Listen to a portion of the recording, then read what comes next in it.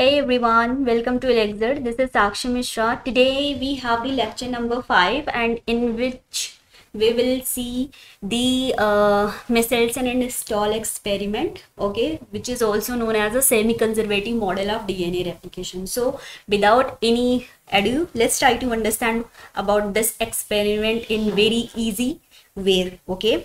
So let's see. As usual we have basic slides, so let's try to understand कि as we know कि जो DNA का double stranded होता है उसके पास दो स्ट्रैंड्स होते हैं, ठीक है, और वो क्या होता है एंटी पैरेलल डायरेक्शन में दोनों अटैच होते हैं। लाइक एक स्ट्रैंड जो होता है वो 5 प्राइम टू 3 प्राइम डायरेक्शन में होता है और दूसरा जो स्ट्रैंड होता है वो 3 प्राइम टू 5 प्राइम डायरेक्शन में होता है। तो दोनों स्ट्रैंड जो होते हैं वो एंटी पैरेलल होते हैं डीएनए का। और ये जो दोनों आप स्ट्रैंड देख रहे हो ना, 5 prime to 3 prime direction and 3 prime to 5 prime direction, ये अटैच होते हैं एक दूसरे से बाय द हाइड्रोजन बॉन्ड। ये जो देख रहे हो आप, ये क्या है, ये हाइड्रोजन बॉन्ड्स हैं।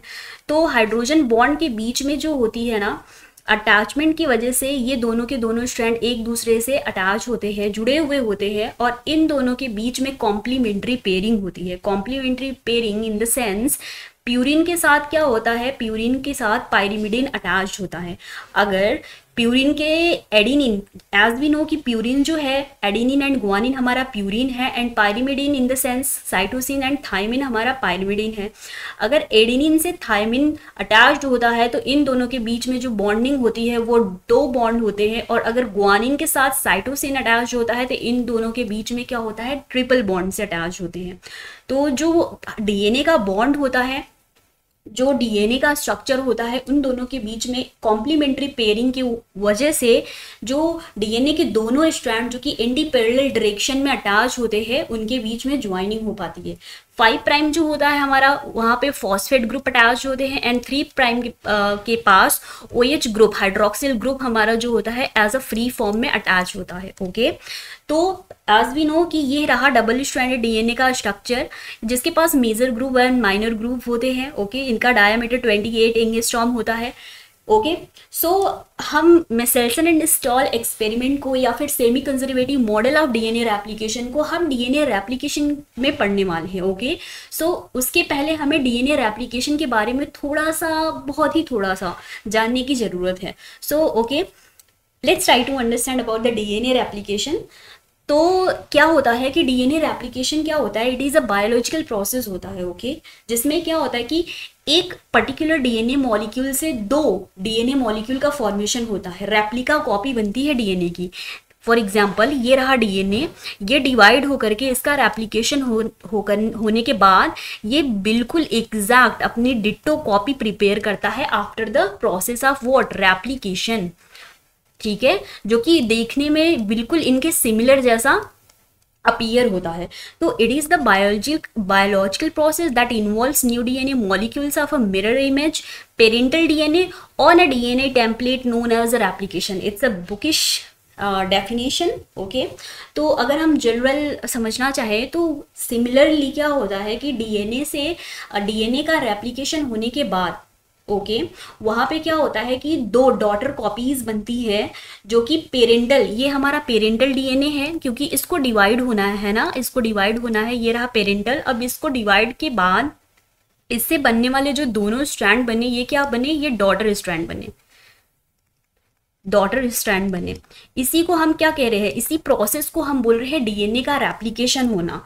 सी कि यहाँ से क्या होता है कि डीएनए, एक डीएनए का स्ट्रैंड था, इसमें ओपनिंग हुई और बहुत सारे यहाँ पे स्टेप्स होते हैं, एंजाइम्स नीडेड होते हैं, और एक्सपेरिमेंट्स की वजह से ये प्रूव हुआ कि डीएनए जो होता है ये कैसे, किस तरीके से रेप्लिकेट करता है, इसमें कौन कौन से प्रोसेसेस होते हैं, जिसको कि हम अपने अपकमिंग लेक्चर में देखेंगे 1 by 1। तो today we have the experiment, so today we all are कि वी लेट्स सी कि about the DNA replication actual में होता कैसे है, उसके पीछे लॉजिक क्या था रेप्लिकेशन होने के, ओके। तो सी यहाँ पे क्या होता है कि एज वी नो कि जो सेल्स होते हैं 2 टाइप ऑफ सेल्स होते हैं, एक प्रोकैरियोटिक सेल्स होता है, दूसरा यूकैरियोटिक सेल्स होता है। प्रोकैरियोटिक सेल के अगर हम डीएनए का बात करें तो प्रोकैरियोटिक सेल में जो डीएनए होता है ना वो सर्कुलर होता है। कैसा होता है? सर्कुलर होता है। सी यहाँ पे जो डीएनए का स्ट्रैंडेड होता है वो सर्कुलर होता है। यहाँ पे ये रहा पहला स्ट्रैंड डीएनए का, ये रहा सेकेंड वाला, और दोनों एक दूसरे से जुड़े हुए होते हैं by the hydrogen bond, by the complementary pairing. और यूकैरियोटिक सेल की बात करें डीएनए की तो ये लार्ज होते हैं, बहुत ही ज़्यादा लार्ज, लीनियर, हैविंग बहुत सारे रेप्लिकेशन यूनिट्स होते हैं या फिर रेप्लिकॉन। सी कि रेप्लिकेशन यूनिट या रेप्लिकॉन क्या चीज़ होती है? तो रेप्लिकेशन यूनिट क्या होता है कि जैसा कि नेम से रिजेंबल हो रहा है कि जहाँ से प्रोसेस क्या होगी, इनिशिएट होगी। एक ऐसा पॉइंट, ये रहा linear stranded of the DNA जो कि यूकैरियोटिक में प्रेजेंट है, फॉर एग्जांपल ईस्ट में प्रेजेंट है, यस। और यहाँ पे क्या है कि इसका एक स्टार्टिंग पॉइंट है, ओरिजिन पॉइंट है। यहाँ से क्या होगा, यहाँ से रेप्लिकेशन स्टार्ट होगा। रेप्लिकेशन स्टार्ट होगा मीन्स एक स्ट्रैंड जो होगा वो ओपन होना स्टार्ट करेगा और उससे क्या होगा कि आफ्टर अ टाइम दो स्ट्रैंड का फॉर्मेशन हो जाएगा। इसके पीछे बहुत सारे प्रोसेसेस हैं जो कि हम अपने अपकमिंग लेक्चर में देखेंगे, तो don't be worried about it, okay. तो and each replicon has its own starting point. As I told you कि हर एक रेप्लिकॉन के पास उसका खुद का स्टार्टिंग पॉइंट होता है। तो क्या कह सकते हैं हम कि यूकैरियोटिक सेल का बहुत ही ज़्यादा रेप्लिकेशन यूनिट्स होता है, क्योंकि यूकैरियोटिक सेल में बहुत सारे रेप्लिकॉन होते हैं। तो इसमें जो डीएनए का रेप्लिकेशन होता है ना, दोनों साइड से होता है, बाई डायरेक्शनल होता है। तो ये बहुत ही ज़्यादा इंपॉर्टेंट क्वेश्चन रहा कि मिनी रेप्लिकेटर या रेप्लिकॉन किस में प्रेजेंट होते हैं, तो वो हमारे यूकैरियोटिक सेल्स में प्रेजेंट होते हैं। उसमें बहुत सारे ओरिजिन ऑफ पॉइंट प्रेजेंट होते हैं। बट अगर हमने प्रोकैरियोटिक सेल्स की बात करी, ई कोलाई की बात करी, इरिशिकिया कोलाई की बात करी, तो यहाँ पे क्या होता है कि एक सिंगल ओरिजिन ऑफ रेप्लिकेशन होता है, रेप्लिकॉन होता है, रेप्लिकेटर होता है, जहाँ से प्रोसेस स्टार्ट होती है रेप्लिकेशन की। तो यूकैरियोटिक में बहुत सारे replication unit, replicator unit, replicon, उनका खुद का starting point. But in the case of prokaryote there is only one, और वहाँ पे एक रेप्लिकेटर, वहाँ पे एक स्टार्टिंग पॉइंट डीएनए रेप्लिकेशन का। I hope it has been clear to you.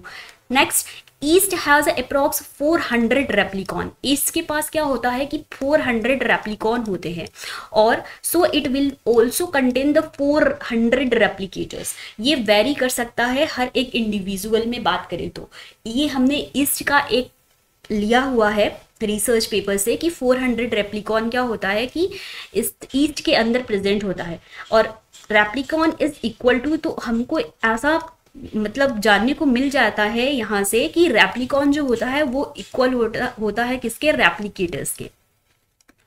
तो ईस्ट के केस में 400 रेप्लिकॉन बहुत ही ज़्यादा इम्पॉर्टेंट, और रेप्लिकेटर्स अगर देखें तो वो भी 400। Replicon is equal to replicator. So DNA का रेप्लिकेशन तो ये हमने जान लिया। अब बात करते हैं थोड़ा सा डीएनए के बारे में। हम अपने वापस फर्स्ट स्लाइड से आ जाते हैं। ये जो आप मॉडल देख रहे हो डीएनए का डबल हेलिक्स स्ट्रक्चर ना, इसको एज वी नो कि वॉटसन एंड एफएचसी क्रिक ने इस मॉडल को प्रपोज किया था, जो कि एक कौन सा डीएनए होता है, बी फॉर्म ऑफ डीएनए। बहुत ही ज़्यादा important, B form of DNA, ठीक है। इस मॉडल को प्रपोज किया गया वॉटसन एंड क्रिक के द्वारा। इसके पहले डीएनए का मॉडल प्रपोज नहीं था, इसको डीएनए का मॉडल प्रपोज नहीं था और डीएनए का नेम भी प्रपोज नहीं था। ग्रिफिथ ने क्या किया कि एक कुछ जेनेटिक मटेरियल का क्या किया, डिस्कवर किया अपने एक्सपेरिमेंट के थ्रू, जिसको कि हम ग्रिफिथ एक्सपेरिमेंट के नेम से भी जानते हैं, जिन्होंने माइस को यूज़ किया था अपने एक्सपेरिमेंट के लिए और स्ट्रेप्टोकोकस न्यूमोनिया पे अपना एक्सपेरिमेंट परफॉर्म किया। उन्होंने ऑल्दो ये नाम तो दे दिया था कि कुछ चीज़ें होती है जो कि नॉन लिविंग से लिविंग थिंग में क्या होती है, मूव कर लेती हैं, ठीक है। ट्रांसफॉर्मेशन का थियरी दिया। फिर हर्सेज एंड चीज ने उनके ट्रांसफॉर्मेशन ऑफ थियरी को, जो कि उनका जेनेटिक मटेरियल नेम करके था, उसको डीएनए नेम दे दिया। बट डीएनए की डिस्कवरी जो थी, डीएनए का मॉडल जो था, वो वॉटसन एंड क्रिक ने दिया, ठीक है। ये थोड़ी सी स्टोरी थी। अब हम बात कर लेते हैं अपने मॉडल की, डीएनए के रेप्लिकेशन में। तो यहाँ पर डीएनए के रेप्लिकेशन से रिलेटेड 3 मॉडल दिए गए हैं। एक है कंजर्वेटिव मॉडल, दूसरा है dispersive model, and third one is a semi conservative model. ध्यान से सुनिए क्योंकि ये बहुत ही ज़्यादा कंफ्यूजिंग है और इस लेक्चर में मैं बिल्कुल इजी तरीके से, इजी लैंग्वेज में और इजी स्लाइड्स के साथ आपको समझाने की कोशिश करती हूँ। अगर आप पूरा वीडियो देखोगे तभी आपको पूरा का पूरा क्लियर हो जाएगा एक लेक्चर में। ओके, तो conservative model of DNA replication क्या कहता है कि इसमें जो पेरेंटल डीएनए होता है ना, फॉर सी कि एक हम डिवीजन की बात कर रहे हैं, रेप्लिकेशन की बात कर रहे हैं, तब कब ये पॉसिबल है? जब पॉसिबल है कि जब एक चीज जो है, एक चीज डिवाइड करे दो में, ठीक है, और उसका जो नंबर हो या कॉपी हो एकदम एग्जैक्ट हो, एग्जैक्ट डिट्टो हो, एक जैसा अपीयरेंस दिखने वाला, जैसा ये था उसका पेरेंट बिल्कुल वैसा हो। डीएनए का रेप्लिकेशन ये कहता है, डीएनए का रेप्लिकेशन में हम ये बात पढ़ते हैं। तो कंजर्वेटिव मॉडल में क्या हुआ कि ये हमारा रहा पेरेंटल डीएनए। जब पेरेंटल डीएनए ने डिवाइड किया दो स्ट्रैंड में, तो एक का तो जब एक स्ट्रैंड जो एक डीएनए का मॉलिक्यूल बना वो बिल्कुल एज इट इज़ अपने पेरेंट के जैसे दिख रहा था और बहुत ही खुश था कि मैं तो बिल्कुल पेरेंट के जैसा दिख रहा हूँ। बट जो दूसरा डीएनए का मॉलिक्यूल बना वो बिल्कुल न्यू था, ठीक है। तो इसीलिए इसको conservative model of DNA replication बोलते हैं, क्योंकि एक जो था वो पूरा का पूरा क्या हुआ, कंजर्व हो गया, एज इट इज़ देखने लगा अपनी पेरेंट के जैसा और बहुत ही ज़्यादा खुश हो गया कि मैं तो बिल्कुल पेरेंट के जैसा दिख रहा हूँ, कंजर्व हूँ। और दूसरा क्या है, एक नया स्ट्रैंड बना। ये था कंजर्वेटिव मॉडल। डिस्पर्सिव मॉडल में क्या होता है कि डिस्पर्सिव मॉडल के अकॉर्डिंग जो पेरेंटल डीएनए जब डिवाइड किया तो उसने भी दो डीएनए के मॉलिक्यूल बनाए। तो दोनों का जो डीएनए का मॉलिक्यूल बनाना, उसमें जो डीएनए था कुछ क्या था, पेरेंट के जैसे दिख रहा था और कुछ क्या था, फ्रेगमेंटेड था, मतलब कुछ न्यू था और कुछ पेरेंट के जैसे दिख रहा था। सी यहाँ पे येलो वाला पेरेंट के जैसा दिख रहा है और ब्लू वाला क्या है, ये न्यू फॉर्म में दिख रहा है। और दोनों दूसरे डीएनए के मॉलिक्यूल में भी ऐसा ही दिखा। तो इसको बोल दिया गया कि इसमें जो डीएनए का जब डिवाइड हुआ, डीएनए का रेप्लिकेशन हुआ, जब दो मॉलिक्यूल बना, तो इसमें जो डीएनए का पोर्शन था ना वो फ्रेगमेंटेड वे में आ रहा था, विच मीन्स एक कंजर्व एक स्कैटरिंग हो रही थी, ठीक है। मीन्स इसमें क्या हो रहा था कि डिस्पर्स तरीके से हो रहा था। आधा जो था वो डिस्पर्सिव मॉडल जैसा, मीन्स डिस्पर्सिव मॉडल में क्या था कि थोड़ा सा पेरेंटल डीएनए दिख रहा था मॉलिक्यूल के अंदर, जो नया मॉलिक्यूल बना था, और थोड़ा सा नया विजिबल हो रहा था। तो ये हमारा था डिस्पर्सिव मॉडल। थर्ड मॉडल क्या कहता है, थर्ड मॉडल है कि हमारा semi conservative model of DNA replication. So yes, semi conservative model of DNA replication जो कि आज का हमारा टॉपिक है, और इसको वॉटसन एंड क्रिक ने क्या किया था, इस मॉडल को दिया था। वॉटसन एंड क्रिक के द्वारा इस मॉडल को दे दिया गया था 1953 में।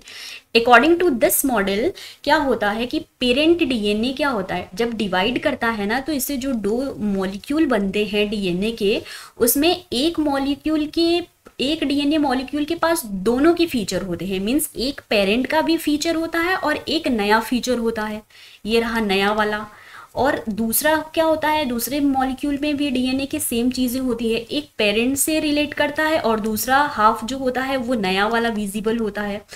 तो सेमी कंजर्वेटिव मॉडल के अकॉर्डिंग जब पेरेंटल डीएनए डिवाइड करता है ना, तो हम मीन्स अगर हमने अपना एग्जाम्पल लिया, तो हमारा जब डीएनए डिवाइड करता है ना, तो इसीलिए जो होता है हमारा जो डीएनए हमारे पेरेंट से मैच करता है, क्योंकि हमने थोड़ा सा न्यू कैरेक्टर अचीव किया और आधा जो था, आधा हमने न्यू कैरेक्टर अचीव किया और आधा जो था अपने पेरेंट से उसको इनहेरिट किया।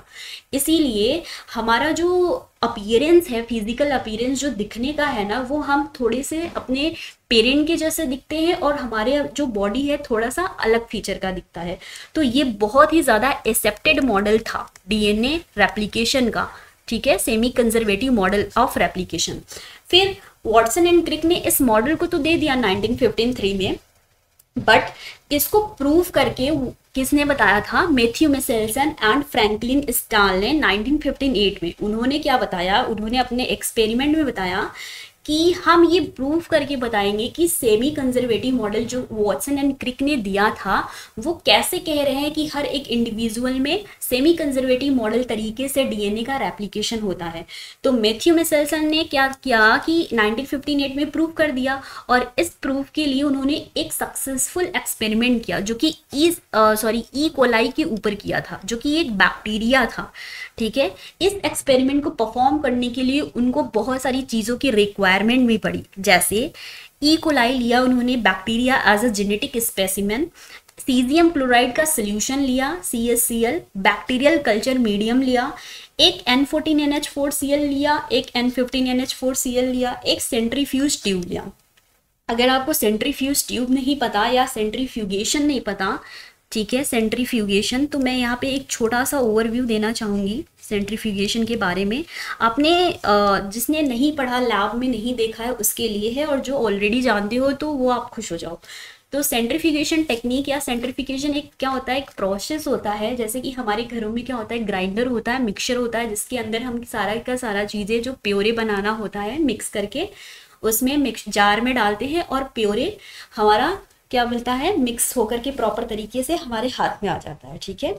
तो सिमिलरली सेंट्रीफ्यूगेशन एक मिक्सचर ग्राइंडर की तरह होता है, और जो हमारा जार होता है ना, वो एक सेंट्रीफ्यूज ट्यूब होता है। जिस स्पेसिमेन को, जिस चीज़ को, मीन्स हम जिस मॉलिक्यूल को हमें मिक्स करना होता है, हम उस ट्यूब में डालते हैं, और उसके बाद उस ट्यूब में डालने के बाद जो चीज़ें हल्की होती हैं ना, वो हमको ऊपर मिलती हैं, और जो चीज़ें लाइट होती हैं हमें नीचे मिलती हैं। जो चीज़ें ऊपर मिलती हैं ना, हम उसको सुपरनेटेंट बोलते हैं, सुपरनेटेंट, नेटेंट, ये बुकिश लैंग्वेज है। और जो चीज़ें नीचे मिलती हैं उसको बोलते हैं पिलेट, ठीक है। तो पिलेट में क्या मिलेगा और सुपरनेटेंट में क्या मिलेगा, बहुत ज़्यादा सिंपल। देखो सुपरनेटेंट में क्या मिलेगा कि जो चीज़ें हल्की होंगी वो फ्लो कर जाएंगी, ऊपर फ्लो करेंगी, और जो हेवी चीज़ें होगा, फॉर एग्जांपल अगर हमने पानी में कंकड़ को फेंका तो जो हमारा स्टोन है, कंकड़ है, वो क्या होगा, नीचे आ जाएगा। बट अगर उसी जगह हमने लीफ को डाला तो वो तो डीप नहीं होगा पानी के अंदर, वो फ्लो करेगा ऊपर साइड।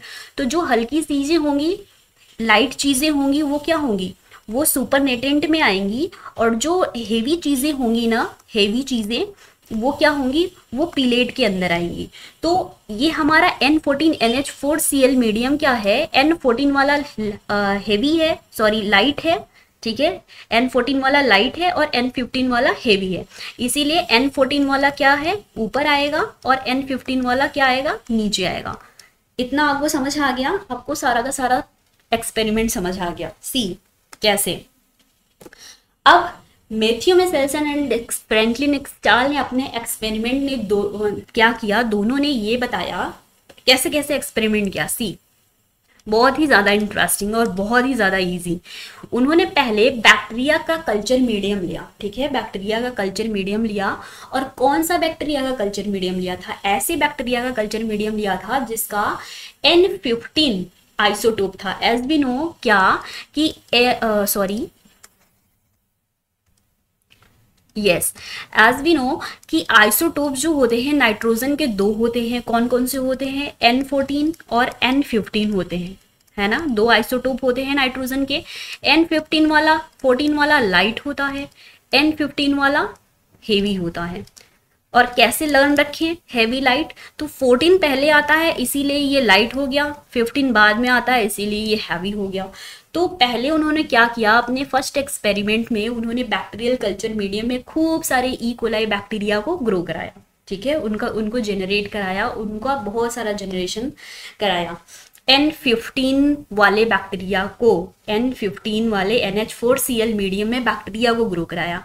फिर उन्होंने क्या देखा, जब उसका सेंट्रीफ्यूगेशन टेक्निक के थ्रू उसको जब सेंट्रीफ्यूज ट्यूब में देखा ना, तो N15 वाला जो बैक्टीरिया का DNA था वो क्या आ रहा था, बेस पे आ रहा था, सेटल डाउन हो गया था, विच मीन्स पिलेट में आ रहा था। क्यों आ रहा था, क्योंकि N15 जो था हेवी था, जैसा कि हमने इसमें पढ़ रखा है, पहले से ही हमारा कंसेप्ट क्लियर है, ओके।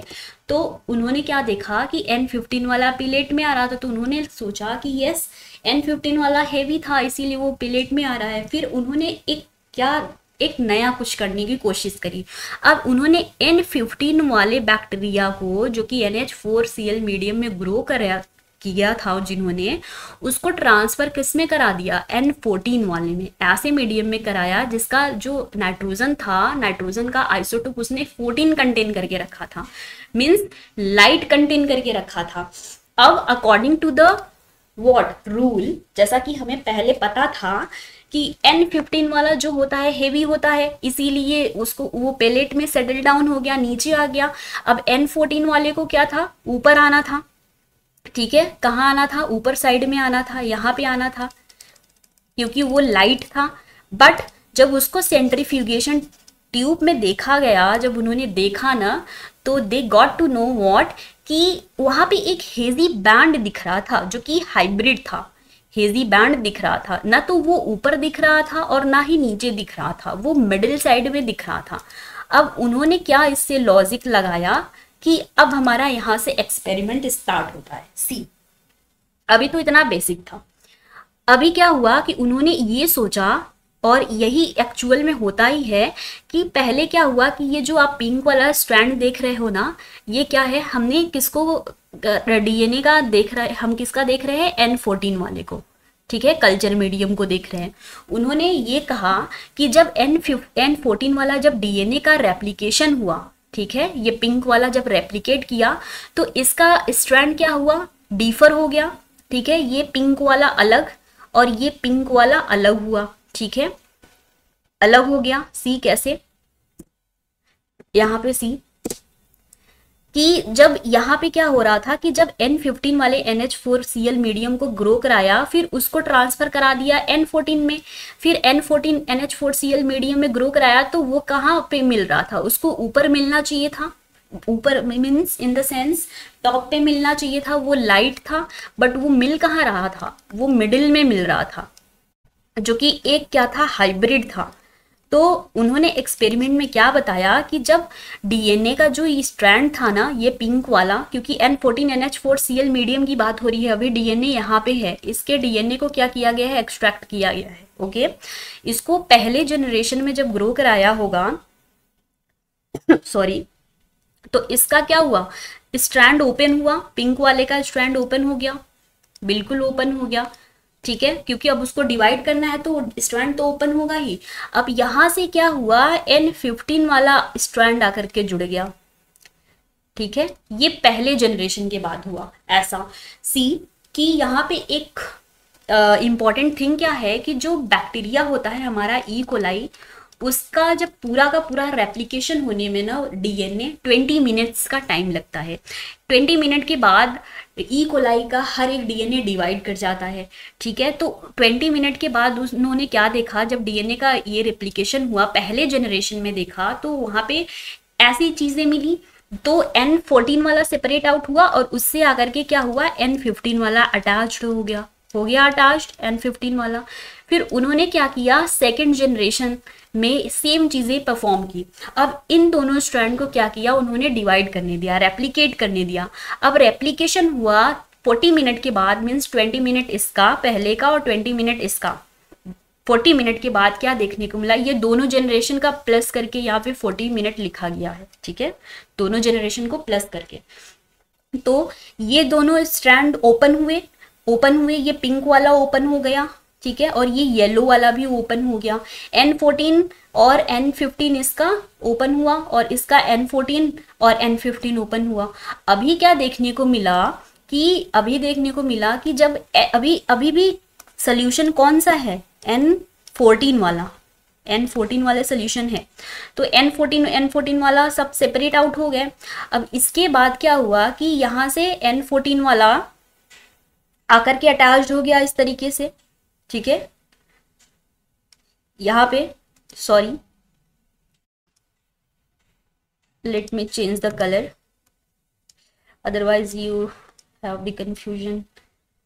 सो यहाँ पे यस, आकर के N15 वाला स्ट्रैंड जुड़ गया, N15 वाला, यहाँ पर वापस से N15 वाला अटैच हो गया, यहाँ पर वापस N15 वाला स्ट्रैंड अटैच हुआ और यहाँ पर वापस N15 वाला स्ट्रैंड अटैच हुआ। तो सी, यहाँ पे दो स्ट्रैंड क्या थे, N15 के मिले, यस, और दो स्ट्रैंड क्या हुआ, N14 और N15 का मिला। तो उन्होंने बताया क्या कि इस तरीका का जो मॉडल था, अब हमें अपने फटाफट से अपने नेक्स्ट स्लाइड्स पे आ जाते हैं जिसमें कि हम बात कर रहे थे जिसके बारे में, अभी तो हमने उसको समझ लिया। तो अभी हाइब्रिड, ये डीएनए सेपरेट आउट हुए, ये हाइब्रिड मिला। फिर 40 मिनट के बाद जब सेकेंड राउंड का जनरेशन कराया उन्होंने, मीन सेकेंड राउंड का रेप्लिकेशन कराया, तो वहाँ पे क्या हुआ था, 2 14N वाले मिल रहे थे, ठीक है, डीएनए, और उसके बाद 2 हाइब्रिड किसके मिल रहे थे, N14 एंड N15 वाला। तो इसी मॉडल को उन्होंने जब बैंड के में देखा, ये पहला था जिसमें मिल रहा था हेजी बैंड, और ये था सेकेंड वाला। सेकेंड वाले जनरेशन में क्या था, सी, यहाँ पे ऊपर N14 के स्ट्रैंड मिल रहे थे, जो कि N14 के 2 स्ट्रैंड मिल रहे थे, एंड N14 एंड M15 के क्या मिल रहे थे, 2 बैंड मिल रहे थे, ठीक है। यहाँ पे भी 2 बैंड मिल रहे थे N14 N15 के।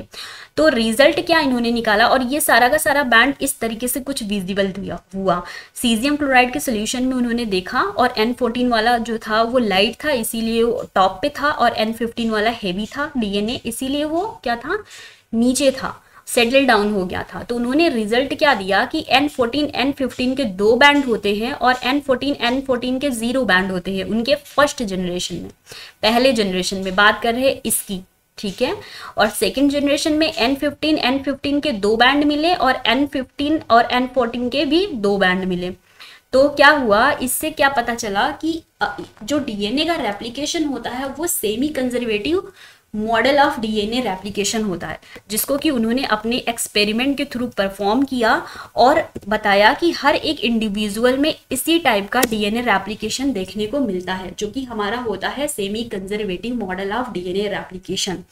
तो अब क्या, ये सारा की सारी बातें हमने सेमी कंजर्वेटिव या फिर मिसेल्सन एंड स्टॉल एक्सपेरिमेंट के बारे में कर ली हैं आज के इस लेक्चर में, और अपने नेक्स्ट लेक्चर में हम डीएनए रेप्लिकेशन अब प्रोसेस देखने वाले हैं डिटेल में। तो don't forget to see that lecture everyone, और yes, stay tune for more, and yes, the most important slide is coming to you. Thank you for watching. Yes, और yes, the एक thing और, कि अगर आप ये वीडियो लेक्चर जो चल रही है, आप उसकी पीडीएफ को फ्री, मीन्स आपको चाहिए अगर वो वीडियो लेक्चर का, इस सारे वीडियो लेक्चर का पीडीएफ, तो आप मेरे टेलीग्राम चैनल को ज्वाइन करना मत भूलो। The link which has I already given you in the description box. Okay everyone, so thank you for watching me, see you soon every